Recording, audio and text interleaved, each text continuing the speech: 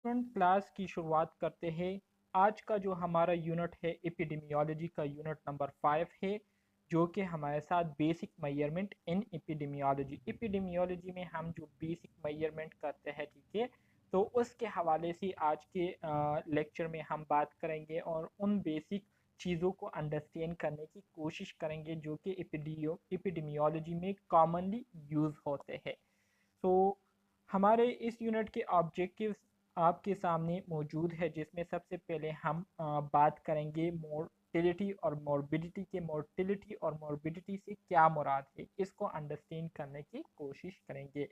इसके बाद फिर हम डिस्कस करेंगे रेट को, कि रेट किसे कहते हैं, रेशो से क्या मुराद है, इंसिडेंस से क्या मुराद है, और प्रेवलेंस किसे कहते हैं।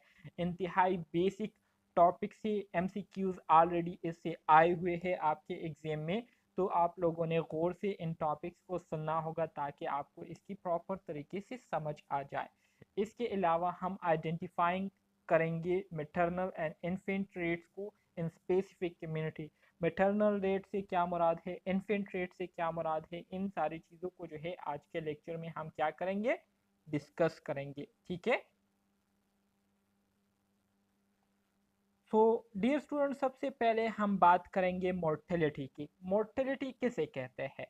मोर्टेलिटी की सिंपल अल्फाज में अगर मैं आपको इसकी तारीफ करूँ तो मोर्टेलिटी से मुराद ये है कि एक आबादी में, एक पॉपुलेशन में लोगों की जो मौत हो रही है, ठीक है, तो इसको हम क्या कहते हैं, इसको हम मोर्टेलिटी कहते हैं कि एक पॉपुलेशन में लोग जो है वो मर रहे हैं, ठीक है, तो इसको हम क्या कहते हैं, मोर्टेलिटी कहते हैं। इसी तरह से अगर हम नीचे देखें मोर्टेलिटी रेट को, तो मोर्टेलिटी रेट ये हमारे साथ स्पेसिफिक हो जाता है कि एक ख़ास पॉपुलेशन में हमारे साथ कितने लोग जो है वो मर रहे हैं, उनकी जो मौत की शरह है या अमवात की शरह है एक ख़ास टाइम पीरियड के दौरान एक ख़ास पॉपुलेशन में, तो इसको हम फिर क्या कहेंगे, इसको हम मोर्टेलिटी रेट कहेंगे। जबकि अगर आपके पास वर्ड मोर्टेलिटी आ जाए तो वर्ड मोर्टेलिटी से आप लोगों ने ये इस्टीमेट करना होगा, आप लोगों ने जो है ये अंडरस्टैंड करना होगा कि इससे मुराद ये है कि हमारे साथ जनरल पॉपुलेशन में आम तौर पर जो लोगों की मौत होती है, ठीक है, तो इसको हम क्या कहते हैं, इसको हम मोर्टेलिटी कहते हैं। फॉर एग्जांपल आज के डेट की अगर हम क्या करें, इस्टीमेट लगाए, तो मिसाल के तौर पर आज के दिन के हवाले से अगर मैं आपको बताऊं कि आज जो है पूरे पिशावर में तकरीबन 100 लोग जो है वो मरे, तो ये जनरल बात मैं कर रहा हूँ कि पिशावर में जो है आज जो है 100 लोगों की क्या हुई, उनकी मौत हुई, उनकी डेथ हुई, तो इसको हम मोर्टेलिटी कहेंगे। लेकिन अगर आपके पास वर्ड मोर्टेलिटी रेट आ जाए, तो मोर्टेलिटी और साथ में रेट आ जाए, तो इसका मतलब ये है कि ये आपको एक ख़ास टाइम के हवाले से आपसे पूछ रहे हैं कि एक ख़ास पॉपुलेशन में एक ख़ास टाइम पीरियड के दौरान लोगों की जो अमवात की शरह है वो कितनी थी, ठीक है, कितने लोग जो है वो मरे इस खास टाइम पीरियड के दौरान, तो इसको हम क्या कहेंगे, इसको हम मोर्टेलिटी रेट कहेंगे। डिफिनीशन हमारे साथ दिए गए हैं, जिसमें सबसे पहले मोर्टेलिटी की डिफिनीशन है, कहते हैं कि mortality is the term use for the number of people who died with in a population. Population में लोग जो आम तौर पर मर रहे होते हैं, ठीक है, रोज़मर्रा की ज़िंदगी में हर दिन जो है लोग मरते हैं, तो उसको हम क्या कहते हैं, उसको हम मोर्टेलिटी कहते हैं, ठीक है। यहाँ पर अगर दूसरी डिफिनीशन नीचे जो दी गई है, इसको अगर हम देखें, तो आपको वाज़े तौर पर फ़र्क दोनों में आपको जो है इसकी समझ आ जाएगी। मोर्टेलिटी रेट में आपको डिफिनीशन कैसे दी है, मोर्टेलिटी रेट में कहते हैं कि a measure of the number of deaths in a given population. एक ख़ास पॉपुलेशन में, ठीक है, एक ख़ास पॉपुलेशन में आपके साथ कितने लोग जो है उनकी डेथ हुई, ठीक है, तो उसकी जब हम काउंटिंग करते हैं, ठीक है, तो इसको हम क्या कहेंगे, इसको हम मोर्टेलिटी रेट कहेंगे, ठीक है। समझ आ रही है इस दो टर्म की? जी सर। किसी किस्म की कंफ्यूजन तो नहीं है? ये सर इसमें यही डिफरेंस है कि अगर हमें पॉपुलेशन खास पॉपुलेशन के बारे में लोगों की अमवात को हम वो काउंट करेंगे तो वो मोर्टेलिटी रेट होगा, और अगर कोई भी पॉपुलेशन विद इन पॉपुलेशन सारी पॉपुलेशन में अगर हम उसको काउंट करेंगे तो फिर वो सिर्फ मोर्टेलिटी होगा। बिल्कुल, बिल्कुल, यही डिफ़रेंस है कि जनरली जब हम बात करते हैं कि आज के दिन कितने लोगों की डेथ हुई, ठीक है? तो इसको हम क्या कहेंगे? मोर्टेलिटी कहेंगे, ठीक है? लेकिन अगर हम एक ख़ास एरिया को क्या करें, स्पेसिफ़ाई करें और कहें कि इस पॉपुलेशन में इस टाइम पीरियड के दौरान मतलब 1 घंटे से लेकर 2 घंटे के दौरान लोगों की जो अमवात की शरह है वो कितनी थी? तो इसकी जब हम मेजरमेंट करेंगे तो इसको फिर हम क्या कहेंगे? इसको फिर हम मोर्टेलिटी रेट कहेंगे, ठीक है? इसी तरह से फिर हमारे साथ जी सर। अच्छा जी, दोबारा मैं आपको बताऊं, देखिए मैं बात कर रहा हूँ मोर्टेलिटी की। मोर्टेलिटी की अगर जनरल अल्फाज में मैं आम अल्फाज में मैं आपको बताऊं, ठीक है? मोर्टेलिटी से मुराद क्या है? मोर्टेलिटी से मुराद अमवात का होना, डेथ्स का होना। जब हम डेथ की बात करते हैं तो इसको हम मोर्टेलिटी से रिप्रेजेंट करते हैं एपिडेमियोलॉजिक लैंग्वेज में, ठीक है? Mortality mean death. जब हम डेथ्स की बात करते हैं तो इसके लिए जब हम जो वर्ड हम यूज़ करते हैं उसको हम मोर्टेलिटी कहते हैं। यहाँ पर अगर आप मोर्टेलिटी की डिफिनीशन को देखें तो आपको कहा गया है कि मोर्टेलिटी इज द टर्म, ये हमारे साथ वो टर्म होता है use for the number of people who died with in a population, जो कि ख़ास तौर पर हम उन लोगों के लिए क्या करते हैं, इस टर्म को यूज़ करते हैं जो कि पॉपुलेशन में जिनकी जो है मौत हुई होती है। मतलब एक पॉपुलेशन में कितने लोग जो है उनकी डेथ हो गई, तो इसके लिए हम जो टर्म यूज़ करते हैं जनरल टर्म, उसको हम क्या कहते हैं? मॉर्टेलिटी कहते हैं। इसी तरह से फिर हमारे साथ दूसरा वर्ड आता है मोर्टेलिटी रेट। यहाँ पर मोर्टेलिटी के साथ दूसरा वर्ड एट हुआ है रेट। जहाँ पर भी रेट की बात आएगी तो आप लोगों ने समझ जाना है कि यहाँ पर जो है टाइम का जिक्र हो रहा है, यहाँ पर टाइम की बात हो रही है, ठीक है? सो मोर्टेलिटी रेट से मुराद ये है कि a measure of the number of deaths in a given population. Given population से मुराद ये है कि आपको एक खास पॉपुलेशन जो है आपको बताई गई होगी, ठीक है? आपको कहेंगे कि इस पॉपुलेशन में जो है आज के दिन 1 बजे से लेकर 3 बजे के दरमियान में कितने लोग जो है मरे, उनकी तादाद क्या थी। तो उसकी जब हम मेजरमेंट करेंगे तो इसको हम क्या कहेंगे? मोर्टेलिटी रेट कहेंगे। ये दोनों डिफिनीशन जो है बहुत ज़्यादा इम्पोर्टेंट है। एमसीक्यूज में यही डिफिनीशन जो है आपको दिए गए होंगे और आपको बताया गया होगा कि ये क्या है, मोर्टेलिटी है या मोर्टेलिटी रेट है। तो आप लोगों ने इन डिफिनीशन को अच्छे सर तरीके इसकी से एग्जांपल एग्जाम्पल सर एग्जाम इसकी एग्जांपल हम इस तरह कर सकते हैं कि जैसे फॉर एग्जांपल अगर हम पूरे पाकिस्तान में लोगों की जितनी अमवात हुई हैं उसको काउंट करें तो वो मोर्टेलिटी होगा, और बिल्कुल, अगर हम सिर्फ इस्लामाबाद या पेशावर में करें तो वो मोर्टेलिटी रेट होगा। बिल्कुल इसी तरह से भी कर सकते हैं। और इसमें आप लोगों ने फिर टाइम को भी मेंशन करना होगा कि पिशावर में जो है आज 12 बजे से लेकर 3 बजे के दरमियान में कितने लोगों की डेथ हुई थी। तो इसको फिर हम क्या कहेंगे? मोर्टेलिटी रेट कहेंगे, ठीक है? इसी तरह से इसी तरह का जो दूसरा कंसेप्ट है इसको हम क्या कहते हैं? मॉर्बिडिटी कहते हैं। मॉर्बिडिटी की लफ्जी मायने क्या है? अमराज, मतलब बीमारी, ठीक है? मॉर्बिडिटी से मुराद क्या है? बीमारी। तो मॉर्बिडिटी से मुराद यह है कि एक पॉपुलेशन में कितने लोग बीमार हैं, ठीक है? एक खास खास पॉपुलेशन नहीं है, जनरली हम जब बात करते हैं कि यहाँ पर लोग कितने लोग जो है बीमार होंगे, ठीक है? या जो अमराज की शरह है वो क्या होगी, ठीक है? तो इसको हम क्या कहेंगे? इसको हम मोर्बिडिटी कहेंगे। Morbidity refers to the state of being disease और unhealthy within a population.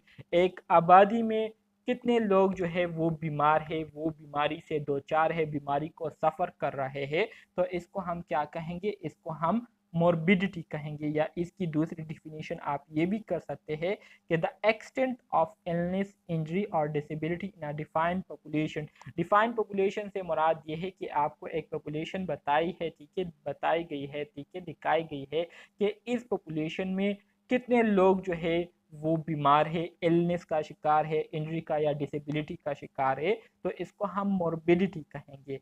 इसी तरह से मोर्टिलिटी रेट की तरह से यहाँ पर हमारे साथ मोर्बिडिटी रेट है। वही कंसेप्ट है जो कि मैंने आपको मोर्टेलिटी रेट के हवाले से बताया था। मोर्बिडिटी रेट में क्या होता है? A measure of disease in a given population. وہاں پر ہم ڈیتھ کی بات کر رہے تھے کہ ایک خاص ٹائم پیریڈ کے دوران ایک خاص پاپولیشن میں کتنے لوگ جو ہے ان کی ڈیتھ ہوئی ہے، ٹھیک ہے، ان کی جو اموات کی شرح ہے وہ کتنی ہے ایک خاص ٹائم پیریڈ کے دوران، تو اس کو ہم مورٹیلٹی ریٹ کہہ رہے تھے، ٹھیک ہے۔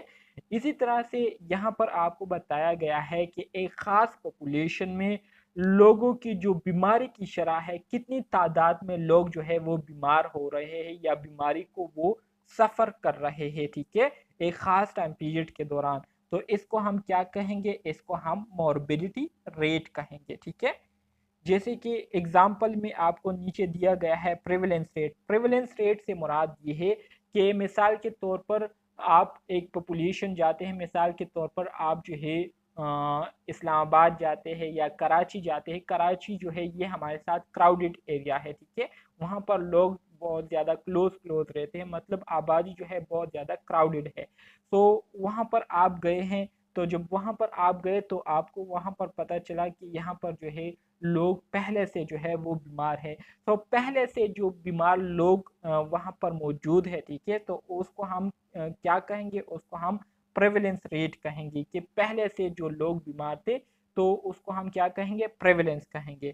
انسیڈنس ریٹ سے کیا مراد ہے؟ انسیڈنس ریٹ سے مراد یہ ہے کہ جب آپ نے اسٹڈی شروع کی، جب آپ نے ریسرچ شروع کی تو ریسرچ جی جی سر پریویلنس ریٹ مطلب ڈیزیز ریٹ ہوگا کہ اس وہاں پہ پریزنٹ جو ان کو اس ٹائم جو ان کی ڈیتھ ریٹ ہے وہی؟ نہیں، ڈیتھ ریٹ نہیں ہوگی۔ پریویلنس ہے نا، ہمارے پاس اولڈ کیسز ہوتے ہیں، جو انسیڈنس ریٹ ہوتے ہیں وہ ہمارے پاس نیو کیسز ہوتے ہیں۔ جیسے ٹرائی ایج ایریا میں آ جاؤ آپ، وہاں پہ ہمارے پاس جو ہوگا وہ انسیڈنس ریٹ ہی ہوگا نا، آر ٹی اے کے ساتھ کوئی آ جاتا ہے، کوئی بالکل فال کے ساتھ آ جاتا ہے، یہ صحیح سارے بات، ہمارے پاس انسیڈنس ریٹ ہوں گے۔ جو وارڈ میں پیشنٹ ہوں گے وہ ہمارا پریویلنس ریٹ ہوگا، کیونکہ ہم لوگ وہ پیشنٹ پھر اولڈ ہو جاتے ہیں نا۔ بالکل یہی ایگزامپل اچھا بیسٹ صحیح ایگزامپل ہے۔ ٹھیک ہے، تھینک پریولنس سے یو۔ مراد یہ ہے کہ پہلے سے لوگ جو بیماری میں مبتلا ہے ان کو ہم پریولنس کہیں گے۔ انسیڈنس سے مراد یہ ہے کہ آپ کے پاس جو نئے پیشنٹ آتے ہیں، جو نئے کیسز آتے ہیں، تو اس کو ہم کیا کہتے ہیں؟ انسیڈنس کہتے ہیں، ٹھیک ہے۔ تو یہ ہمارے ساتھ کیا ہے؟ موربیڈیٹی ریٹ کی ایگزامپلس میں آتے ہیں۔ تو موربیڈیٹی ریٹ کی سمجھ آپ اسٹوڈنٹس کو آ گئی کہ دوبارہ سے سمجھاؤں؟ اوکے گڈ، بہت زیادہ سمپل ہے، اگر آپ تھوڑی سی کنسنٹریشن کے ساتھ سنیں گے تو آپ کو سمجھنے میں انتہائی آسانی ہوگی۔ Measures of disease frequency. Measure of disease frequency, disease frequency سے مراد یہ ہے کہ ہمارے ساتھ ایک بیماری جو ہے وہ کس رفتار سے پاپولیشن میں جو ہے پھیل رہی ہے، لوگ جو ہے اس سے متاثر ہو رہے ہیں، تو اس کو ہم کیا کہتے ہیں؟ ڈیزیز فریکوینسی کہتے ہیں۔ تو اس کی جب ہم میئرمنٹ کرتے ہیں تو اس کو ہم کیا کہتے ہیں؟ میئر آف ڈیزیز فریکوینسی، ٹھیک ہے، کہ ایک آبادی میں بیماری جو ہے وہ کس رفتار کے ساتھ پھیل رہی ہے، لوگوں کو جو ہے لگ رہی ہے، تو اس کی جب ہم کیلکولیشن کرتے ہیں تو اس کو ہم کیا کہتے ہیں؟ میئر آف ڈیزیز فریکوینسی کہتے ہیں، ٹھیک ہے۔ سو سمری میئر، سمری میئر سے کیا مراد ہے؟ سمری میئر میں ہم کیا کرتے ہیں؟ سمری میئر میں بیسیکلی ہم نے جو کیلکولیشن کی ہوتی ہے، ٹھیک ہے، جہاں پر کی ہوتی ہے تو اس کی ایک سمری ہوتی ہے، تو اس کو ہم کیا کہتے ہیں؟ سمری میموری کہتے ہیں، سوری سمری میئرز کہتے ہیں۔ Public health questions are about population, مطلب یہ ہے کہ جب بھی ہم کیا کرتے ہیں؟ کوسچن کرتے ہیں ایپیڈیمیولوجی میں، تو ہمارے جو کوسچن ہوتے ہیں وہ موسٹلی پاپولیشن سے ریلیٹڈ ہوتے ہیں، ٹھیک ہے، موسٹلی آبادی سے ریلیٹڈ ہوتے ہیں۔ ہم پاپولیشن کو کیا کرتے ہیں؟ اسٹڈی کرتے ہیں ایپیڈیمیولوجی میں بیسیکلی۔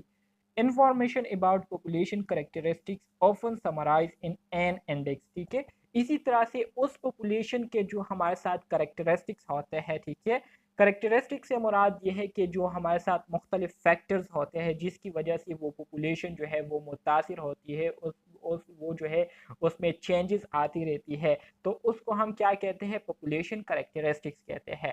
تو اس پاپولیشن کریکٹرسٹکس کے حوالے سے جو انفارمیشن ہوتی ہے تو اس کو ہم انڈیکس کے ذریعے کیا کرتے ہیں؟ ریپرزینٹ کرتے ہیں۔ انڈیکس کیا ہے؟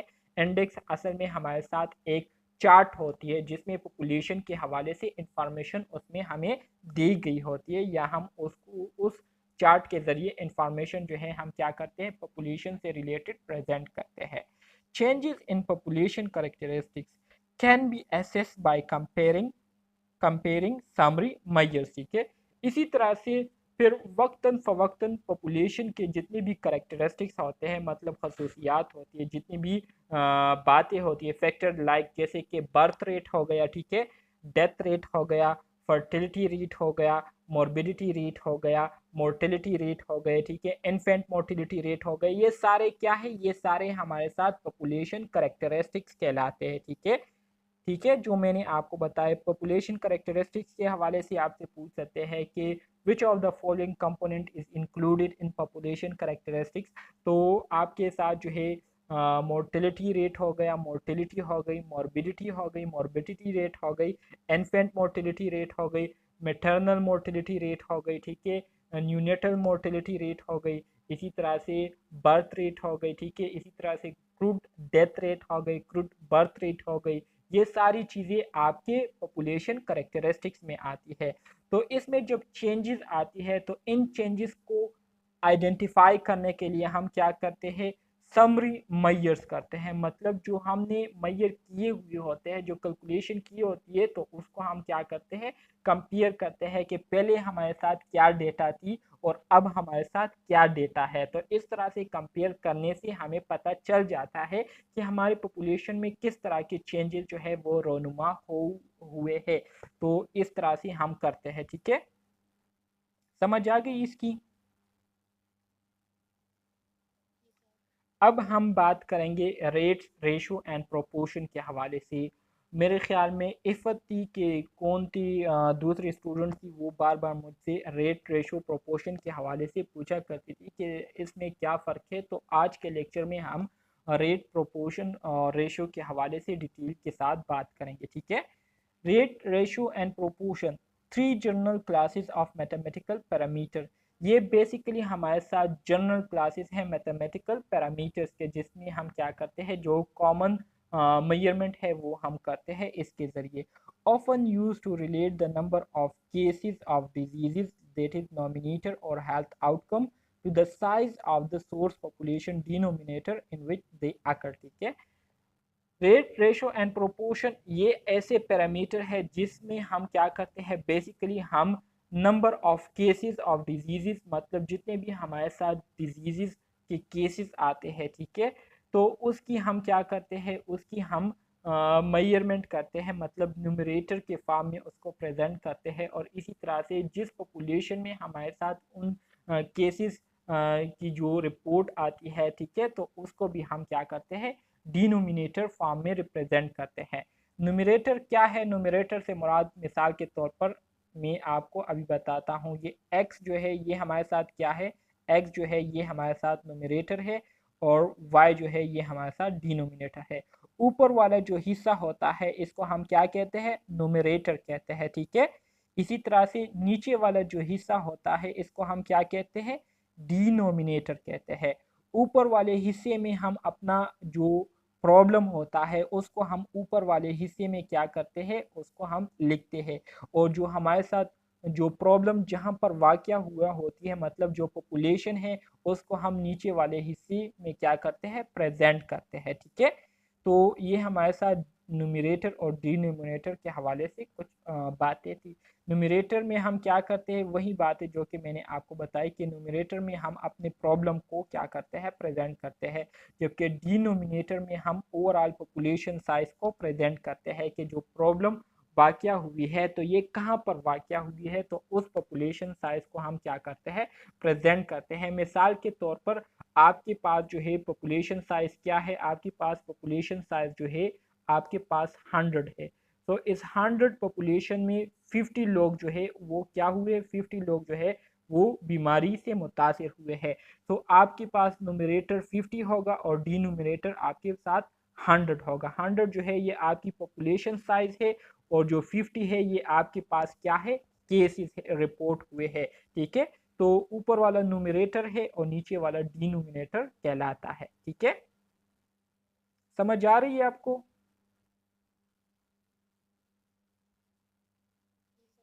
Okay, good. अच्छा जी, अब हम स्टार्ट करेंगे रेशो से। रेशो किसे कहते हैं? रेशो का सिंपल अल्फाज में रेशो का मतलब ये है कि आपके पास क्या है, एक क्वांटिटी को दूसरी क्वांटिटी पर जब आप डिवाइड करते हैं इसको हम क्या कहते हैं, रेशो कहते हैं। जैसे जिसको मैंने सर्कल किया हुआ है तो ये हमारे साथ रेशो फॉर्म है, ठीक है। जैसे कि आपको डिफिनीशन दी गई है कि obtain bye dividing one quantity by another, ठीक है। These quantities may be related और मे बी टोटली इंडिपेंडेंट। तो यहाँ पर आपको दो बातें रेशो के हवाले से बताई गई है। पहले तो आपको रेशो की डिफिनीशन बताई है कि रेशो से मुराद ये है कि आप एक क्वांटिटी को दूसरी क्वांटिटी पर डिवाइड करते हैं। जैसे आप 4 को जो है 2 पर डिवाइड करते हैं, ठीक है, तो ये आपके पास क्या आ गई, ये आपके पास रेशो आ गई, ठीक है। इसी तरह से दूसरी बात आपको ये बताई गई है यहाँ पर कि आपके पास जो रेशो होती है तो इसमें आपके पास जो न्यूमरेटर और डिनोमिनेटर होते हैं, ठीक है, तो हो सकता है कि न्यूमरेटर और डिनोमिनेटर जो है ये सेम पॉपुलेशन से इसका जो है क्या हो, ताल्लुक हो। और ऐसे भी हो सकता है कि न्यूमरेटर और डिनोमिनेटर ये आपके पास दो अलग अलग चीज़ें हो, ठीक है।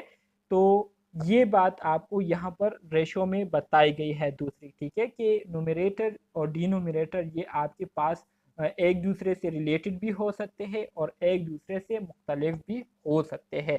तो ये एक इम्पोर्टेंट बात है जो कि आप लोगों ने अपने साथ याद रखनी है, ठीक है। रेशो को हम किस तरह से रिप्रेजेंट करते हैं, जैसे कि आपको दिखाई दे रहा है, रेशो को हम इस तरह से इस फॉर्म में रिप्रेजेंट करते हैं, ठीक है। एग्जाम्पल आपको दिए गए हैं कि नंबर ऑफ स्टिल बर्थ पर 1000 लाइव बर्थ।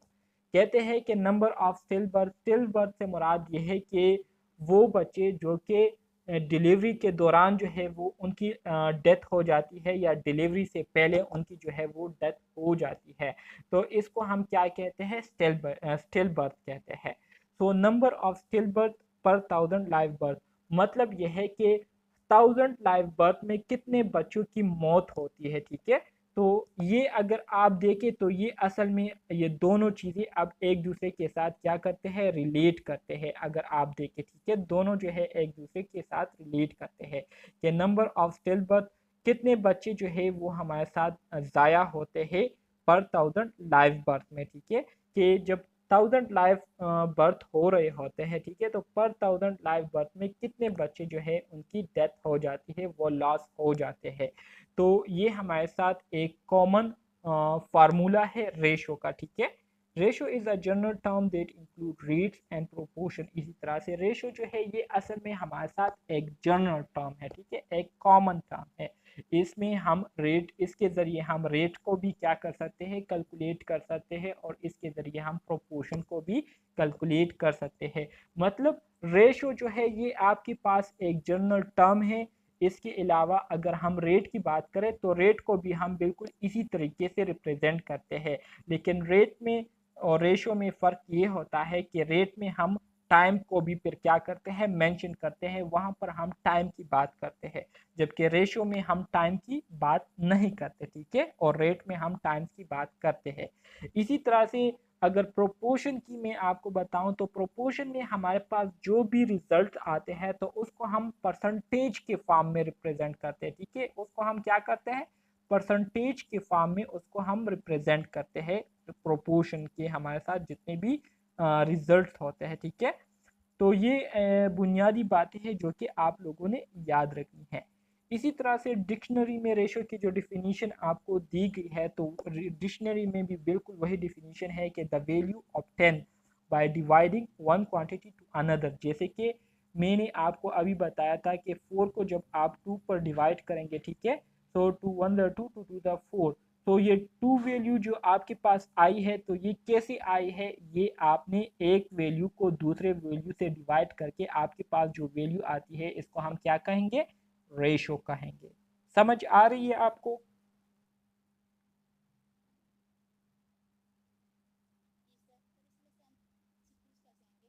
इसमें से एमसीक्यूज बिल्कुल इसी तरह के आएंगे जैसे कि यहाँ पर आपको एग्जाम्पल में बताया गया है कि number of still birth divided by number of live birth. मिसाल के तौर पर आगे एग्जाम्पल दिए गए हैं, देखिए आप यहाँ पर एग्जाम्पल में आपको कहते हैं कि आपको रेशो का फार्मूला जो है याद होना चाहिए। Ratio is represented by R is equal to number of मतलब x डिवाइडेड बाय y, ठीक है। ये क्या है, ये रेशो का फार्मूला है, इसको आपने याद रखना है अपने साथ, ठीक है, इसको आपने याद रखना है। अब आपको कहा है कि observe cases of AIDS in country A in June, जून में कंट्री ए में हमारे साथ एड्स के जो केसेस ऑब्जर्व किए गए थे divided by expected case, expected number of AID cases in country A during June. तो यहाँ पर अगर आप एक बात आपने नोट की हो तो वो ये है कि दोनों जगहों पर आपके पास जो चीज़ है वो क्या है, दोनों सेम है, एक दूसरे से रिलेटेड है। कंट्री ए और कंट्री ए दोनों क्या है, सेम है इन जून एंड ड्यूरिंग जून, ठीक है, जून में या जून के दौरान, ठीक है। सो आपके पास यहाँ पर अगर आप देखें तो मैं आपके लिए यहाँ पर डेटा बनाता हूँ। आपको डेटा दिया गया है कि एक्सपेक्ट हम क्या कर रहे थे, एक्सपेक्ट हम कर रहे थे कि हमारे साथ टोटल केसेस एड्स के कितने होंगे, टोटल केसेस जो है हमारे साथ एड्स के 20 होंगे, ठीक है। लेकिन जब हमने ऑब्जर्व किया, ठीक है, जब हमने ऑब्जर्व किया तो हमारे पास केसेस जो है वो 40 आ गए, ठीक है। तो रेशो हमारे साथ क्या होगी, तो रेशो की फार्मूला आपको याद होना चाहिए कि ratio is equal to x divided by y। So x की वैल्यू क्या है, x की वैल्यू 40 है, आपने यहाँ पर 40 पुट कर देना है। y की वैल्यू क्या है, 20 है, आपने y की जगह 20 पुट कर देनी है। सो 40 डिवाइडेड बाय 20, तो आपके पास क्या आएगा, 2 वैल्यू आएगी। सो आपके पास रेशो क्या आ गई, आपके पास रेशो 2 आ गई, ठीक है। तो ये आपके पास इस तरह के एमसीक्यूज आएंगे। तो आप लोगों ने जो है 2-3 दफ़ा प्रैक्टिस करने से आप लोग ये सारी चीज़ें सीख जाएंगे। इंतहाई सिंपल है, इसमें जो है मुश्किल वाली कोई भी बात नहीं है, और लोग जो है वैसे ही इससे डरते हैं कि ये बहुत ज़्यादा मुश्किल है और बहुत ज़्यादा मुश्किल है। जी जी वो हमेशा सर उनसे रेट अगर हमें एमसीक्यूज आएगा तो उसमें हमें वो बताएंगे, सर उसमें वो हमें बताएंगे डिजिट के बिल्कुल एट बिल्कुल, मतलब जून के आप महीने में 40 बिल्कुल, केसेस हुए हाँ जी और बिल्कुल, ड्यूरिंग जून में 20 हुए, तो इसकी रेशो बताएं। हाँ जी बिल्कुल। देखिए उन वो जब भी आपको एमसीक्यूज देंगे रेट रेशो के हवाले से, तो आपको कहेंगे कि आपने जो है फाइंड रेशो, आपको कहेंगे कि आपने रेशो को मालूम करना है, और आपको वैल्यूज दिए गए होंगे कि हमारे साथ जो एक्सपेक्टेड केसेस, जो ऑब्जर्व केसेस थे, ठीक है, हमने जो केसेस ऑब्जर्व किए थे तो वो हमारे साथ क्या थे, 40 केसेस ऑब्जर्व किए थे, जबकि हमारी एस्टिमेशन क्या थी, 20 केसेस की थी। तो रेशो का फार्मूला आप लोगों ने लिख देना है। रेशो का फार्मूला आपको याद होना चाहिए कि x divided by y, x is nominator and y is denominator, ठीक है। सो ऑब्जर्व केसेस कितने हैं, 40 है, आप लोगों ने 40 पुट कर देना है, ठीक है। और जो एक्सपेक्टेड केसेस थे, मतलब जो अंदाज़ा लगाया गया था, ठीक है, तो वो क्या था, 20 केसेस का था कि 20 केसेस होंगे, लेकिन जब उन्होंने स्टडी की तो उनको 20 की जगह 40 केसेस देखने को मिली। सो अब इसको अगर आप डिवाइड करेंगे तो 0 0 कट गया, 2 2 ज़ा 4, ठीक है, तो आपके पास वैल्यू क्या आएगी, 2 आएगी, तो रेशो आपके पास 2 हो जाएगी। तो बिल्कुल उन्होंने जो है आपको पूरा डेटा देना होगा, उसके बाद ही जो है आप इन क्वेश्चन को सॉल्व कर सकेंगे। अगर वो आपको डेटा नहीं देंगे तो आप फिर इसको सॉल्व नहीं कर सकते, ठीक है। और इसके अलावा दूसरे फार्मूले हैं, जी जी सर मेरा क्वेश्चन ये है कि वो ये भी तो डेटा दे सकते हैं ना कि ऊपर अगर वो हमें देते हैं expected number of AIDS cases in country during June इतने हैं, और उसमें डिवाइडेड बाय वो कहते हैं ऑब्जर्व्ड केसेस इतने हैं, फिर हाँ जी, तो ये आपको बिल्कुल ये आपको देंगे, तो आप लोगों ने सिंपली फिर तो आपके लिए बहुत ज़्यादा आसान हो जाएगा। आपको सिर्फ फार्मूला याद होना चाहिए, बाकी डेटा को पुट करना आसान होता है, ठीक है। अगर वो आपको कहें कि ऑब्जर्व केसेस आपके पास मिसाल के तौर पर 20 केसेस है, ठीक है, और एक्सपेक्टेड जो है आप 40 कर रहे थे, तो फिर जब आप इसको डिवाइड करेंगे तो आपके पास क्या वैल्यू आएगी, आपके पास फिर वैल्यू 0.5 आएगी, ठीक है, 0.5 आपके पास वैल्यू आएगी। तो ये वो आपकी हमेशा रेशो, हमसे रेट पूछेंगे। जी जी सर एक्सपेक्टेड जो है, एक्सपेक्टेड और ऑब्जर्व जो है, इनको हम दोनों को इनकी एक स्पेसिफिक रेंज है कि मतलब इसको ऊपर लिखना है और इसको नीचे लिखना है हम। नहीं रेंज। क्योंकि मुझ सर ये एक चीज डिस्कस करना चाह रहे थे, आपने पीछे फार्मूले में पढ़ाया ना कि रेशो का जो फार्मूला था वो मतलब न्यूमिनेटर और डिनोमिनेटर, एक्स जो है वो न्यूमिनेटर है और जो डी है वो सॉरी वाई जो है वो डिनोमिनेटर है, हाँ जी। और जो एक्स है वो हमारे पास वो केसेस हैं, तो मतलब जो ऑब्जर्व जो केसेस हैं वो हमारे पास हमारा एक प्रॉब्लम है, हाँ जी ठीक है। बिल्कुल और जो नीचे जो एक्सपेक्टेड केसेस हैं वो हमारी टोटल पॉपुलेशन में, जो हमें बिल्कुल बताया ना कि बिल्कुल इतने बिल्कुल। expected, तो हाँ उसने ये जी फार्मूला हमारे लिए आसान हो जाएगा कि हमारा प्रॉब्लम डिवाइडेड बाय जो है ना जो हमारी टोटल पॉपुलेशन होगी, हाँ चाहे जी वो स्टेटमेंट जिस तरह भी चेंज जी करें, जी लेकिन हमें फार्मूला याद है। बिल्कुल बिल्कुल यही बात है बिल्कुल। इसी को अगर आप याद रखेंगे तो आपके लिए हल करना इंतहाई आसान होगा, ठीक है। कंफ्यूजन आपकी क्लियर हो गई क्या नहीं?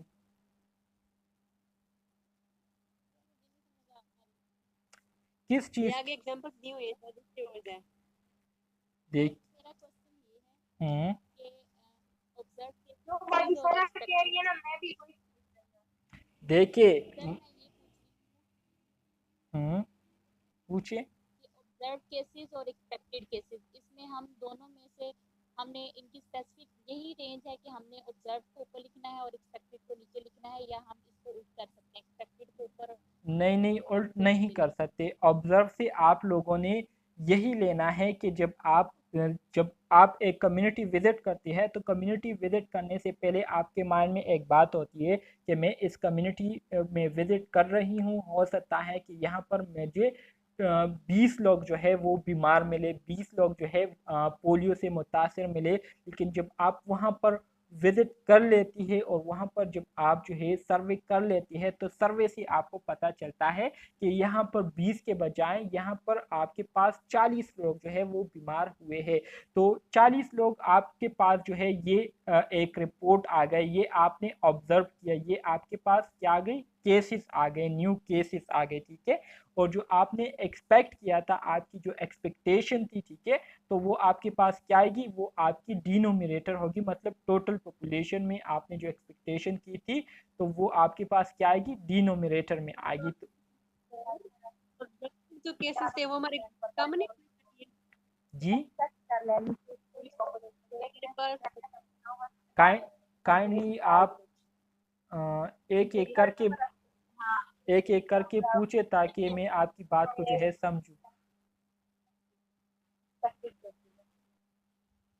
जो हमारे पास ऑब्जर्व केसेस हैं ये हमारे पास कम नहीं होने चाहिए थे। लाइक देखिए एक्सपेक्टेड हमने ये 40 एग्जांपल थे है, और ये वो एग्जांपल 20 है, हैं। देखिए ये एग्जांपल है, ओके ओके। मैं कंटिन्यू एग्जाम्पल दे रहा हूँ, कीजिए। कम भी हो सकते हैं, ज़्यादा भी हो सकते हैं, लेकिन आपके पास जो रिपोर्ट आ जाए तो वो आपकी मतलब ऑब्जर्व केसेस हों। क्वेश्चन इस तरह होगा कि 40 ऑब्जर्व केसेस हैं और उनमें से डिवाइडेड बाय मतलब में डिजिट्स मेंशन होंगे। जी जी बिल्कुल, आपको हाँ, मेंशन दिए गए होंगे बिल्कुल। और ऑब्जर्व सर हमेशा ऊपर हमने लिखना है, नोमिनेटर में ऑब्जर्व लिखना है, एक्सपेक्टेड डिनोमिनेटर में। हाँ जी बिल्कुल। मतलब ये भी हमारा एक फार्मूला है, ऑब्जर्व डिवाइडेड बाय एक्सपेक्टेड। जी बिल्कुल, ये भी एक चले फार्मूला है। आपको बिल्कुल जब स्टेटमेंट आपको दी गई होंगी तो उसमें ये सारे किस्से आपको वहाँ पर मेंशन किए गए होंगे। मैं आपके साथ एमसीक्यूज एपिडेमियोलॉजी के शेयर कर दूंगा, वहाँ पर आप इस तरह के एमसीक्यूज को देखेंगे तो आपको समझ आ जाएगी, ठीक है। सर जो हमें एमसीक्यूज आएगा उसमें ये बताया होगा कि ऑब्जर्व केसेस कितने हैं और एक्सपेक्टेड बिल्कुल केसेस बिल्कुल बताया कितने गया हैं। होगा, बिल्कुल आपको मुकम्मल डेटा दिया गया वो होगा। एमसीक्यूज ऐसे होगा कि वो एमसीक्यूज इसी तरह होगा कि in a community observed cases are 40 of AIDS in country A in June, and expected number of cases are 20 during the June. Find the ratio. इस तरह की क्वेश्चन नहीं आप ऐसे नहीं आना, आप ऐसे ही है लोगों को सर। ना उन्होंने एक स्टेटमेंट देनी होनी है, उसमें से उन्होंने आपसे ऑप्शन पूछने हैं कि रेशियो होना है, प्रोपोर्शन होना है कि रेट आना, क्या आना है इसमें। तो ये स्टेटमेंट को हमने जो हम मतलब इसकी डेफिनेशन है ना रेशियो की, इसको सही से हमने देखना है, फिर उसके अकॉर्डिंग फिर हमने एमसीक्यूज हल करना है। सम टाइम ना वो डिजिट नहीं देते, वो सिंपली आपको स्टेटमेंट दे देते हैं, फिर उसने कहना कि आप इसमें से फाइंड आउट करें कि इसमें रेशियो आना है, प्रोपोर्शन होना है, फिर रेट आना है। बात बताई जो कि स्टार्ट में मैंने ऑलरेडी आपको बताई थी کہ ایک تو آپ کو ریشو کی ڈیفینیشن جو ہے یاد ہونی چاہیے، ٹھیک ہے، کہ ایک کوانٹٹی کو دوسرے کوانٹٹی سے ڈیوائڈ کر کے ہمارے پاس جو ویلیو آتی ہے اس کو ہم کیا کہتے ہیں، ریشو کہتے ہیں۔ اسی طرح سے دوسری بات میں نے آپ کو یہ بتائی تھی ریشو کے حوالے سے کہ ریشو میں ہمارے ساتھ جو نومیریٹر اور ڈینومیریٹر ہے تو ایسے بھی آ سکتے ہیں کہ دونوں جو ہے ایک دوسرے سے کیا ہو، ریلیٹڈ ہو، سیم ہو، ٹھیک ہے۔ مثال کے طور پر ایک ہی پاپولیشن سے ہم کیا کرتے ہیں، مثال کے طور پر جیسے کہ ایگزامپل میں یہاں پر آپ کو بتایا گیا ہے کہ کنٹری اے اور کنٹری اے دونوں جگہ پر کنٹری اے ہے، تو یہ ایک ہی پاپولیشن کے حوالے سے بات ہو رہی ہے۔ تو ایسے بھی ہو سکتا ہے اور ایسے بھی ہو سکتا ہے کہ ایک میں آپ کو بتایا گیا ہو کہ کنٹری اے میں ہمارے ساتھ اتنے ہیں اور کنٹری بی میں ہمارے ساتھ کیا ہوں گے۔ تو اس سے بھی آپ لوگوں نے سمجھ جانا ہے کہ یہ کس چیز کی بات ہو رہی ہے، ریشو کی بات ہو رہی ہے۔ تو عفت نے جو بات آپ کو بتائی کہ کہیں پر جو ہے آپ کو ڈیٹا دیا گیا ہوگا اور کہیں پر آپ کو ایم سی کیوز میں مکمل انفارمیشن دی گئی ہوگی جیسے کہ یہاں پر آپ کو دی گئی ہے، اور آپ سے کہیں گے کہ یہ آپ کے پاس ریشو ہے، ریٹ ہے یا پروپورشن ہے، تو آپ لوگوں نے پھر اس اسٹیٹمنٹ کو دیکھ کر اس کو اچھی طریقے سے انڈرسٹینڈ کر کے پھر مارکنگ کرنی ہوگی کہ یہ آپ کے پاس ریشو ہے، ریٹ ہے یا پروپورشن ہے، ٹھیک ہے۔ تو اس طرح کے ایم سی کیوز آئیں گے اور ایم سی کیوز آلریڈی میرے پاس موجود ہے، وہ میں آپ کے ساتھ شیئر کر دوں گا، تو آپ اس کو دیکھ لیجئے، پھر آپ کو اس کی سمجھ آ جائے گی، ٹھیک ہے۔ آواز میری آ رہی ہے آپ اسٹوڈنٹس کو؟ جی سر۔ اچھا جی، جی سر۔ یہاں پر دوسرا ایگزامپل آپ دیکھیں ریشو کے حوالے سے۔ آر کیا ہے؟ آر از ریشو، ٹھیک ہے، number of hospital divided by total population, ٹھیک ہے۔ مطلب یہاں پر آپ کو بتا رہے ہیں کہ ہمارے پاس ٹوٹل پاپولیشن ہے، اس ٹوٹل پاپولیشن کے لیے کتنے ہاسپٹل جو ہے وہ ریکوائرڈ ہے۔ سو آپ جو ہے ریشو میں بھی ملٹیپلائی بائی کے کسے کہتے ہیں؟ کے جو ہے یہ ہمارے ساتھ اس کی کوئی بھی ویلیو ہو سکتی ہے، مطلب 100 بھی ہو سکتی ہے، ٹھیک ہے، یہ ہمارے ساتھ 1000 بھی ہو سکتی ہے، ٹھیک ہے، یہ ہمارے ساتھ 10,000 بھی ہو سکتی ہے، ٹھیک ہے۔ تو اس کی ویلیو کوئی بھی ہو سکتی ہے، ڈیپینڈ کرتا ہے آپ کو جو ڈیٹا دیا گیا ہوتا ہے تو آپ نے اس کو کیا کرنا ہوگا، دیکھنا ہوگا، اور اس کے بیس پر پھر آپ نے کے کی ویلیو لگانی ہوگی۔ تو یہاں پر کے کی جو ویلیو آپ کو دی گئی ہے وہ کیا ہے؟ 10,000 دی گئی ہے۔ سو unit is equal to hospital پر 10,000۔ سو مثال کے طور پر سپوز آر آپ کو جو ہے ڈیٹا دیا گیا ہے کہ ratio is equal to 4 hospital ہے اور ٹوٹل پاپولیشن آپ کے پاس کتنی ہے؟ 20,000 پیپل ہے، ٹھیک ہے۔ سو اگر آپ اس 4 کو جو ہے 20,000 پر ڈیوائڈ کرتے ہیں، ٹھیک ہے، تو آپ کے پاس کیا ویلیو آئے گی؟ آپ کے پاس جو ویلیو آئے گی وہ یہ آئے گی، ٹھیک ہے۔ تو اب یہاں پر آپ دیکھیں، آپ کے پاس 0.002 ویلیو آ گئی، ٹھیک ہے۔ جیسے کہ اوپر میں نے آپ کو بتایا تھا کہ ریشو کو جو ہے اس کو ہم کے کے ساتھ ملٹیپلائی کر سکتے ہیں، اور کے کی ویلیو جو ہے وہ کوئی بھی ہو سکتی ہے، 100 بھی ہو سکتی ہے، 1000 بھی ہو سکتی ہے، 10,000 بھی ہو سکتی ہے۔ سو اب کے کی ویلیو لگانے کے لیے آپ لوگوں نے کیا کرنا ہوگا؟ آپ لوگوں نے ریشو کی ویلیو کو دیکھنا ہوگا کہ ریشو کی ویلیو آپ کے پاس کیا آئی ہے۔ مثال کے طور پر یہاں پر 0.002 آئی ہے، تو پوائنٹ یہ 30 سے اوپر، مطلب 30 سے آگے ہے، تو آپ نے اس پوائنٹ کو جو ہے 2 کے پیچھے لانا ہے، ٹھیک ہے۔ سو کتنے پوائنٹس آپ نے 2 کے پیچھے لانے کے لیے پوائنٹ کو موو کیا؟ سو ایک 0 سے آگے کریں گے تو 1 پوائنٹ ہوگا، دوسرے 0 سے آگے کریں گے تو 2 ہوگا، تیسرے 0 سے آگے کریں گے تو 3 ہوگا، اور جب 2 کے پیچھے اس کو لائیں گے یہاں پر، ٹھیک ہے، تو یہ آپ کے پاس کیا ہو جائے گا؟ یہ آپ کے پاس 4 ہو جائے گا، ٹھیک ہے۔ تو اس سے آپ لوگوں کو پتہ چل جائے گا کہ اس کی ویلیو ہمارے ساتھ کیا آتی ہے؟ 10,000 آتی ہے، ٹھیک ہے، 10,000 آتی ہے۔ تو یہاں پر آپ کے پاس جو ہے ریشو کیا آئے گی؟ آپ کے پاس ریشو یہ آئے گی کہ 10,000 لوگوں کے لیے ہمارے پاس جو ہاسپٹل ریکوائر ہے تو وہ ٹوٹل 2 ہاسپٹل ہمیں چاہیے 10,000 پاپولیشن کو ہیلتھ سروسز پرووائڈ کرنے کے لیے، ٹھیک ہے۔ تو اس طرح سے آپ لوگوں نے کیا کرنے ہوں گے؟ ایم سی کیوز کو سالو کرنے ہوں گے۔ اس کی سمجھ آ گئی آپ کو کہ نہیں؟ نہیں آئی؟ بہت ہی سمپل ہے، دیکھیں ایک بار जी जी मिनट सर, यहाँ पे क्वेश्चन उन्होंने हमसे क्या पूछा? उन्होंने हमसे यूनिट्स पूछे हैं या रेशो पूछी है? क्वेश्चन आपसे रेशो के हवाले से आपसे पूछा है उन्होंने। नंबर ऑफ ये हॉस्पिटल बताया है। ये एग्जाम्पल किस चीज की है, ऊपर देखे रेशो की एग्जाम्पल है। यहाँ पर ठीक आप है। आर को देके, आर रिप्रेजेंटेड रेशो, आर से क्या आता है, रेशो आता है। और जैसे कि मैंने आपको बताया था कि एन जो होता है, एक्स जो वैल्यू होती है ये हमारे साथ नोमिनेटर को रिप्रेजेंट करती है, और वाई वैल्यू जो है डिनोमिनेटर को रिप्रेजेंट करती है, ठीक है, डिनोमिनेटर को, और एक्स जो है ये नोमिनेटर को रिप्रेजेंट करती है। एन न्यूमरेटर से मुराद ये है कि आपके पास जो गिवन डेटा होता है, ठीक है, और आपको जो डेटा दिया गया होता है उसको हम न्यूमरेटर में लिखते हैं। और डिनोमिनेटर से मुराद ये है कि जिस सोर्स से वो डेटा लिया गया होता है, मतलब पॉपुलेशन से ये डेटा लिया गया है, तो पॉपुलेशन जो है ये आपके पास क्या होगी, ओवरऑल पॉपुलेशन आपके पास डिनोमिनेटर होगी। तो आप देख सकते हैं कि एक्स की जगह यहाँ पर नंबर ऑफ हॉस्पिटल लिखे गए हैं, और जो टोटल पॉपुलेशन है उस पर वहाँ पर क्या लिखा गया है, पॉपुलेशन साइज लिखी गई है, ठीक है। तो पॉपुलेशन साइज आपके पास यहाँ पर कितनी है, 10,000 आपको दी गई है। और नंबर ऑफ हॉस्पिटल आपको कितने दिए गए हैं, नंबर ऑफ हॉस्पिटल यहाँ पर आपको जो है मिसाल के तौर पर यहाँ पर आपको 4 दिए गए हैं, और जो पॉपुलेशन साइज है यहाँ पर आपको 20,000 दी गई है, ठीक है। तो 4 को आप जब इस तरह के फॉर्म में लिखेंगे, देखिए मैं जो लिख रहा हूँ 20,000, ठीक है। तो 20,000 इस तरह के फॉर्म में लिखेंगे तो इससे आपके पास ये वाली वैल्यू आएगी, देखिए जो आपको दी गई है, ये वाली वैल्यू आ गई, ठीक है। अब ये आपके पास पॉइंट में है, आपने जो है इसको पॉइंट से हटाना है, और इसको जो है होल नंबर में आपने इसको प्रेजेंट करना है। तो आप एक देखिए, मिनट, जी जी उन्होंने हमें ये स्टेटमेंट दी है कि मतलब आपके पास तो जो लाइक ऑब्जर्व आपके पास हॉस्पिटल हैं वो 4 हॉस्पिटल हैं, हम्म और जो टोटल आपके पास पॉपुलेशन का साइज है वो 10,000 पॉपुलेशन है एक हॉस्पिटल में। नहीं नहीं नहीं, आपको नीचे जो एग्जांपल दी गई है, suppose R is equal to ratio is equal to 4 ये हमारी हॉस्पिटल, स्टेटमेंट।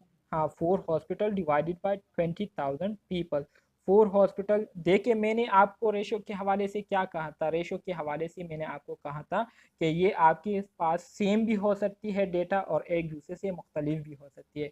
तो यहाँ पर 4 हॉस्पिटल की बात हो रही है, और यहाँ पर 20,000 लोगों की बात हो रही है, तो एक दूसरे से मुख्तलिफ हो गए क्या, नहीं?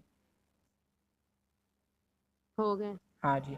जब हो गए तो आप लोगों ने अब समझ जाना है कि ये असल में हमसे ये पूछ रहे हैं कि 20,000 लोग हैं, 20,000 लोगों के लिए जो है यहाँ पर हमें 4 हॉस्पिटल दिए गए हैं, तो इसका अगर हम रेशो निकालेंगे तो हमारे साथ क्या रेशो आएगी, तो ये रेशो आपके पास आ गई, ठीक है। अब पॉइंट में जाहिरी बात है, आप तो अब ये नहीं कह सकते कि 2 लोगों के लिए हमारे पास जो है, 4 लोगों के लिए हमारे पास जो हॉस्पिटल है वो इतने चाहिए, 0.002 हॉस्पिटल चाहिए, इस तरह तो आप नहीं कह सकते ना। इस आपने इसको कन्वर्ट करना होगा, और प्रॉपर नंबर जो है वो आपने बताना होगा। तो इसके लिए आपने क्या करना होगा, जो पॉइंट आपको यहाँ पर दिया गया है, इस पॉइंट को आपने 2 के पीछे लाना है, ठीक है, 2 के पीछे लाना है। तो जितने स्टेप आप पीछे आएंगे तो उतने ही स्टेप फिर आप क्या करेंगे, मिसाल के तौर पर ये 2 के पीछे लाने के लिए हम कितने स्टेप पीछे आएंगे, 4 स्टेप पीछे आएंगे ना, देखिए 10 20 30 और फिर 2 के पीछे आएंगे, तो मतलब 4 स्टेप हम पीछे आए। तो अब 1 हमने लगा देना है, और 4 स्टेप पीछे आए हैं तो 40 हमने यहाँ पर पुट कर देने हैं, ठीक है। तो ये आपके पास क्या आ गया, 10,000 आ गया। तो इसका मतलब ये है कि अगर 4 हॉस्पिटल के लिए, अगर 4 हॉस्पिटल के लिए हमारे साथ 20,000 लोग थे, ठीक है, तो 2 हॉस्पिटल के लिए हमारे पास फिर 10,000 पॉपुलेशन जो है ये होगी, ठीक है। तो ये आपके पास क्या आ गई, ये आपके पास रेशो की वैल्यू आ गई कि पर हॉस्पिटल जो है आपके सर पास, जी जी एक्चुअली कंफ्यूजन है तो मैं बार बार पूछ रही हूँ। अच्छा, यहाँ पे अगर कोई भी डिजिट होता है, सपोज ये हमारे पास जो रेशो निकली है ये है हम्म 0.002, अगर सपोज यहाँ पे होता 0.010, हम्म सपोज वो निकलता, तो तब भी हम उसे मतलब जो जो 1 के पीछे जितने डिजिट्स होते तब भी उसको मल्टीप्लाई करते, या ये कोई स्पेसिफिक रेंज है? जी जी बिल्कुल, अगर 0.00010 होता तो फिर आप जो है उस पॉइंट को 1 के पीछे लाते, ठीक है, 1 के पीछे लाते। यानी हमने जो पॉइंट रेशो है इसको खत्म करके काउंटिंग कंटिन्यू डिजिट लिखना हाँ है। जी बिल्कुल बिल्कुल यही बात है। ठीक ठीक है, थैंक जी यू सर। फरानाज आप क्या कह रही है? सर जैसे पीछे वाली एग्जाम्पल थी उसमें सिंपल सा एक डिजिट दिया हुआ था, तो उसमें मेंशन था कि इसका कोई भी यूनिट नहीं है। ठीक है बिल्कुल। हेलो। जी जी बिल्कुल आपकी हाँ, आवाज़ तो आ सर रही है। ये जब हमारे पास पॉइंट में आंसर आएगा तो तब हम जब हमारे पास पॉइंट में आंसर आएगा तो तब हम उसके लिए वो यूनिट ढूंढेंगे और उसके साथ यूनिट लगाएंगे और उसको मल्टीप्लाई करेंगे। अगर सिंपल वैल्यू आएगी तो उसके देखिए साथ कोई यूनिट नहीं यूनिट लगेगा। में आप लोगों ने कंफ्यूज नहीं होना, ठीक है। आपको पहले डिफिनीशन में मैंने आपको बताया था कि हमारे पास रेशो की जो है क्या है, रेशो की नो यूनिट है, मतलब रेशो की हमारे पास कोई यूनिट नहीं होती, ठीक है। यहाँ पर आप देखिए नो यूनिट, लेकिन यहाँ पर आपने फिर सर ये क्वेश्चन, एग्जाम्पल हाँ जी, आप लोगों ने जो है सर इस क्वेश्चन, पीछे एग्जाम्पल एक एग्जाम्पल में बताया हुआ है नो यूनिट, हाँ जी बिल्कुल। एग्जाम्पल 1 में है नो यूनिट, एग्जाम्पल 2 में है हॉस्पिटल पर 1000 यूनिट। मेरा क्वेश्चन ये है कि हम्म जब हमारे पास रेशियो में नहीं आएगी, मतलब वो जिसके अंदर डॉट होगा उसमें वैल्यू नहीं आएगी, उसके साथ कोई यूनिट नहीं है। जब हमारे पास ये बीच में डॉट आ जाएगा रेशियो में मतलब आएगी, तो हम उसको दूसरी वैल्यू में कन्वर्ट करने के लिए जब वो करेंगे मतलब 10,000 1000 जिससे भी मल्टीप्लाई करेंगे तो फिर उसके साथ वो वाला यूनिट आ जाएगा। नहीं ये ज़रूरी नहीं है, जैसे आपने ये 10 स्टेटमेंट को देखनी होगी, स्टेटमेंट को देखनी होगी आपने। जैसे कि आपको जो है ये आ सकता है कि अभी आगे हम एग्ज़ाम्पल आएंगे तो वहाँ पर फिर आपको मज़ीद इसकी समझ आ जाएगी, लेकिन असल बात ये है कि सर आप लोगों ने स्टेटमेंट को देखना होगा, ठीक है। जी जी। सर ये स्टेटमेंट में मैं ये ये कह रहा था, स्टूडेंट पूछ रही है कि ये 10,000 कहाँ से आ गया। तो मैंने आपको अभी बताया कि देखिए आपको रेशो दी गई है कि 4 हॉस्पिटल डिवाइडेड बाय 20,000 पीपल। तो 4 को 20,000 पर जब आप डिवाइड करेंगे तो आपके पास ये वैल्यू आ जाती है, देखिए ये 0.002 वैल्यू आ जाती है। यहाँ पर मैंने आपको के के हवाले से बताया था कि के की वैल्यू जो है आपके पास 100 भी हो सकती है, ठीक है, 1000 भी हो सकती है, ठीक है, 10,000 भी हो सकती है। ये डिपेंड करती है आपके पास जो रेशो वैल्यू आती है उस पर डिपेंड करती है, ठीक है। तो यहाँ पर आपके पास रेशो की वैल्यू क्या आई है, 0.0002 आई है। सो 0.000 मतलब ये 2 से आगे जो ज़ीरो है, ठीक है, इसको ख़त्म करने के लिए सबसे आप क्या पहले क्या करते हैं, सबसे पहले आप 1 लगाते हैं अपने साथ, और फिर इस पॉइंट को जो है जितना ये 2 वैल्यू से आगे है तो उतने स्टेप ही आप जो है 2 वैल्यू के पीछे इसको लाएंगे। मिसाल के तौर पर 4 स्टेप आगे आकर आपने जो है इस पॉइंट को 2 के पीछे आपने जो है इस पॉइंट को ला दिया, ठीक है। तो 4 स्टेप आए आप आगे, ठीक है, पीछे आए तो पीछे आने की वजह से आप यहाँ पर 1 के बाद जो है 4 ज़ीरोस लगा देंगे, तो इस तरह से आपके पास 10,000 आ जाएगा। तो के की वैल्यू आपके पास क्या आ जाएगी, के की वैल्यू आपके पास 10,000 आ जाएगी, ठीक है। तो इस तरह से 10,000 वैल्यू जो है ये आपके पास आती है। तो इस तरह से, जी सर, ठीक, thank you. Okay good, thank you. अब हम आगे बढ़ते हैं प्रोपोर्शन की तरफ। प्रोपोर्शन के हवाले से तो ऑलरेडी मैंने आपको बताया कि हमारे साथ जो रेशियो है ये एक जनरल टर्म होता है। रेशियो को हम जिस तरह से करते हैं बिल्कुल इसी तरह से रेट को प्रेजेंट करने के लिए हम इसी मेथड को फॉलो करते हैं, प्रोपोर्शन को प्रेजेंट करने के लिए हम इसी मेथड को फॉलो करते हैं। प्रोपोर्शन क्या है, a ratio in which the numerator is included in the denominator. Ratio के हवाले से मैंने आपको ये बताया था कि रेशो में हमारे साथ जो न्यूमरेटर और डिनोमिनेटर होते हैं, तो हो सकता है कि न्यूमरेटर और डिनोमिनेटर ये हमने एक ही पॉपुलेशन से ली हो, और इस तरह से भी हो सकता है कि न्यूमरेटर हमारे साथ एक ग्रुप के हो और डिनोमिनेटर ये हमारे साथ दूसरे ग्रुप के हो, मतलब दोनों एक दूसरे से मुख्तलिफ हो, ठीक है, एक दूसरे से इनका जो है ताल्लुक ना हो। प्रोपोर्शन में क्या होता है, प्रोपोर्शन में न्यूमरेटर और डिनोमिनेटर दोनों को लाजमी तौर पर एक ही पॉपुलेशन से होना होता है, ठीक है। एक ही पॉपुलेशन से हम क्या करते हैं, डेटा जो है लेते हैं, न्यूमरेटर का भी और डिनोमिनेटर का भी, ठीक है। So the number of foetal death out of the total number of birth, ठीक है। मिसाल के तौर पर ईयर में जो है टोटल बर्थ आपके पास कितनी होती है, टोटल बर्थ आपके पास 1000 बर्थ होती है। इस 1000 बर्थ में कितने बच्चे जो है उनकी डेथ हुई थी, कि डिलीवरी से पहले या डिलीवरी के बाद उनकी कितने बच्चों की डेथ हुई। मिसाल के तौर पर 100 बच्चों की डेथ हुई।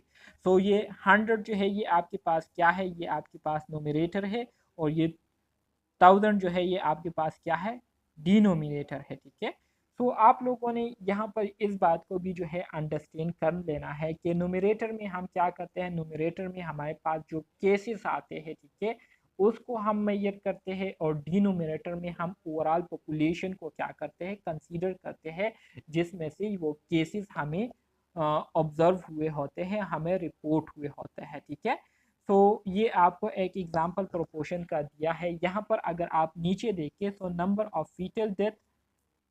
Of foetal death divided by live birth plus still birth multiply by 100। तो यहाँ पर आप जो है सिंपल आप फार्मूला ये लिख सकते हैं कि प्रोपोर्शन इज इक्वल टू, या आप इस तरह से भी लिख सकते हैं कि percentage is equal to number of cases. ठीक है, नंबर ऑफ केसेस मतलब स्मॉल एन लिख कर आप जो है नंबर ऑफ केसेस को रिप्रेजेंट कर सकते हैं, और टोटल जो लार्ज एन है इसको जो है टोटल पॉपुलेशन से रिप्रेजेंट करते हैं। तो जो लार्ज एन होता है ये हमारे साथ टोटल पॉपुलेशन होती है, और जो स्मॉल एन होता है ये हमारे साथ क्या होती है, नंबर ऑफ केसेस होते हैं। ठीक है, तो इस तरह से भी इस फार्मूले के ज़रिए आप प्रोपोर्शन को क्या कर सकते हैं, रिप्रेजेंट कर सकते हैं। तो आपके पास यहाँ पर डिफिनीशन डिक्शनरी में भी यही प्रोपोर्शन की आपको बताई गई है कि अ टाइप ऑफ रेशो की वो किस्म in which the numerator is included in the denominator, जिसमें हमारे साथ जो न्यूमरेटर होता है, जो केसेस होते हैं, वो हमने पॉपुलेशन से ही लिए होते हैं, उसी सेम पॉपुलेशन से ही लिए होते हैं। ठीक है, जिसको हम स्टडी कर रहे होते हैं, तो इसको हम क्या कहेंगे, इसको हम प्रोपोर्शन कहेंगे। तो एमसीक्यूज के लिए आप लोगों ने ये बात याद रखनी है कि प्रोपोर्शन में हमारे साथ न्यूमरेटर और डिनोमिनेटर ये हमारे साथ क्या होते हैं, सेम होते हैं। न्यूमरेटर जो है ये डिनोमिनेटर में इंक्लूडेड होता है। सर जी पीछे हमने रेशो में पढ़ा कि जो रेशो की क्वांटिटीज होती हैं वो या तो रिलेटेड होती हैं या फिर वो इंडिपेंडेंट भी हो सकती बिल्कुल हैं, यानी एक्स बिल्कुल, और वाई डिफरेंट होते हैं। हाँ जी लेकिन प्रोपोर्शन जो होता है वो इसका मतलब है कि वो हमेशा रिलेटेड ही होंगी, क्योंकि हम बिल्कुल टोटल पॉपुलेशन में से ही केसेस लेंगे। बिल्कुल बिल्कुल यही बात है, बिल्कुल। तो इसका मतलब है प्रोपोर्शन हमेशा रिलेटेड होगा एक दूसरे के हाँ जी साथ। बिल्कुल यही बात है, यही बात आप लोगों ने याद रखनी है। ठीक।